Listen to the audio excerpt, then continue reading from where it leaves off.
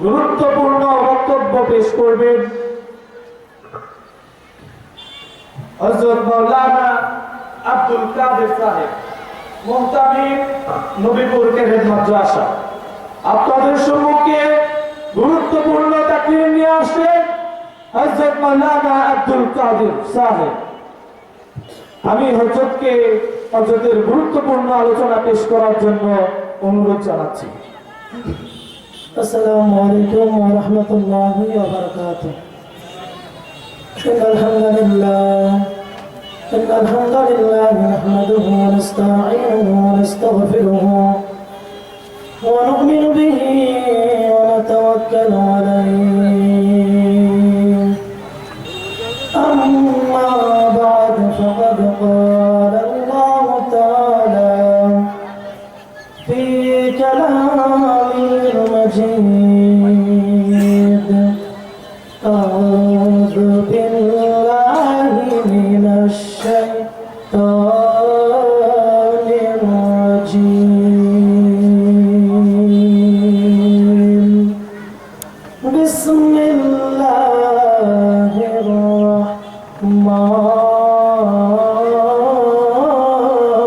রাহমানির রাহিম।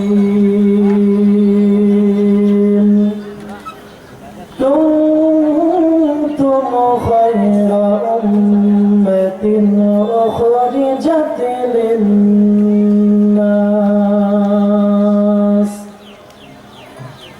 أخرجت للناس تأمرون بالمعروف وتنهون عن المنكر إلى آخر الآية. إن الله وملائكته يصلون على النبي يا أيها الذين آمنوا صلوا عليه وسلموا تسليما. اللهم سيدنا مولانا محمد وعلى آله سيدنا مولانا. لا إله إلا الله لا إله لا إله إلا الله لا إله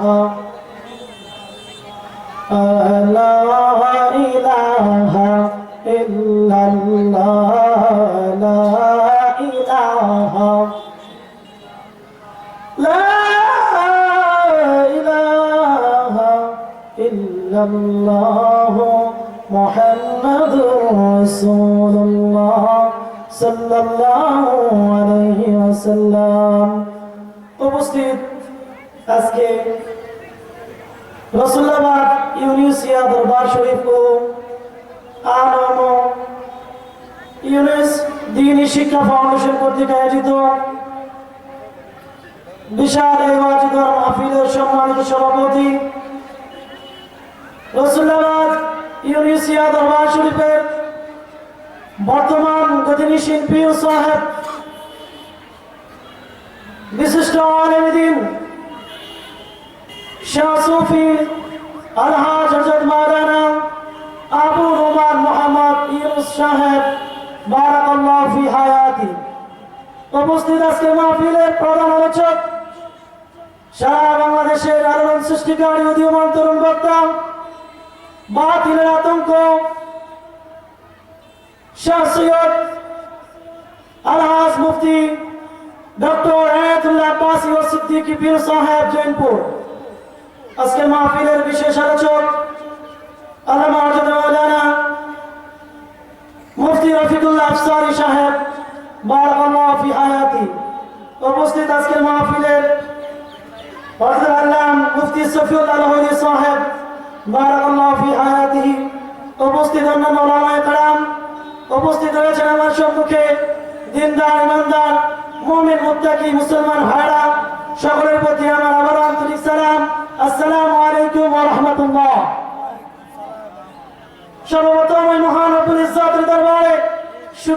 জ্ঞাপন করছি যে মহান রব্বুল ইজ্জত আমাদেরকে আজকে মাহে রমজান মাসে দিনের বেলায় এই আল্লাহর দেওয়া বিধান রোজা রেখে ওয়াজ দোয়ার মাহফিলে আসার তৌফিক দিয়েছেন। এই জন্য সকলে বলে আলহামদুলিল্লাহ। লাখো কোটি তার চেয়ে বেশি দুরূদ ও সালাম প্রিয় নবী দু জাহানের বাদশা নবী আজ থেকে 1000 বছর আগে যিনি দুনিয়ার মায়া ত্যাগ করে রাজা শরীফের মধ্যে শহীদ আছেন। কাল কিয়ামতের ময়দানে কঠিন মুসিবতের সময় যখন সমস্ত নবী রাসূলগণ সমস্ত মানুষগণ যখন বলবে ইয়া নাফসি ইয়া নাফসি, সেই কঠিন মুহূর্তে যিনি বলবেন ইয়া হাবলি ইয়া হাবলি ইয়া হাবলি উম্মতি ইয়া হাবলি উম্মতি ইয়া হাবলি উম্মতি, সেই দু জাহানের বাদশা নবী মুহাম্মদুর রাসূলুল্লাহ সকলে পড়ি সাল্লাল্লাহু আলাইহি ওয়াসাল্লামের উপর। প্রিয় উপস্থিতি, মাহে রমজান মাশাআল্লাহ দিয়েছেন কেন? লাআল্লাকুম তাত্তাকুন। বলেন লাআল্লাকুম। যারা আমার ভাইরা দাঁড়িয়ে আছে অনুরোধ থাকবে আপনারা একটু প্যান্ডেলে বসে যান, তাহলে পরিবেশটা সুন্দর হবে, ঠিক কিনা বলেন? কারণ এখানে আজকের এই আয়োজন এই নবীনগর উপজেলায় আমার মনে হয় যে দিনের বেলায় রমজান মাসে এত সুন্দর আয়োজন কোথাও হয় না, ঠিক কিনা বলেন? দিনের বেলায় মাহফিল তো এমনিতেই কম হয়, আবার রমজান মাসে দিনের বেলায় মাহফিল খুবই রেয়ার, ঠিক কিনা বলেন? তো প্রিয় ভাইরা আমার, আল্লাহ রমজান মাস দিয়েছেন কেন? লাআল্লাকুম তাত্তাকুন, যাতে আমরা মুত্তাকি হতে পারি, ঈমানদার হতে পারি, আল্লাহ ভীরু হতে পারি, ঠিক কিনা বলেন?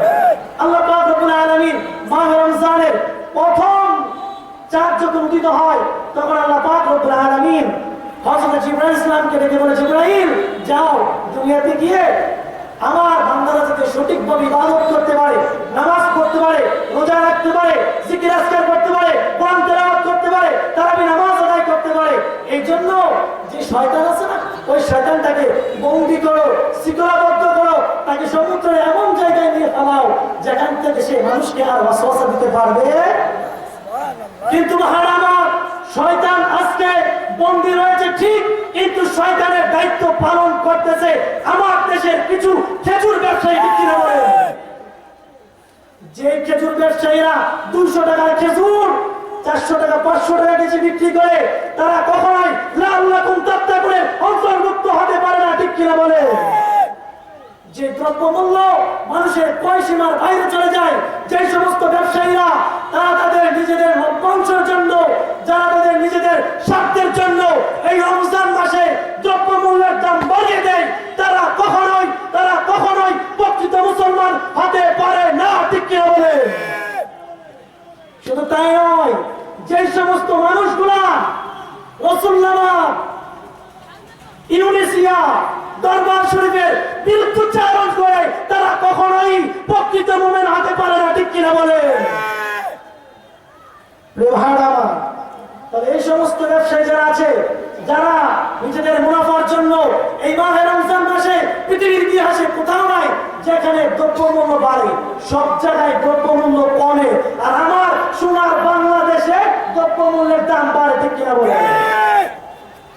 এরা হচ্ছে প্রকাশ্য শয়তান, ঠিক কিনা বলে?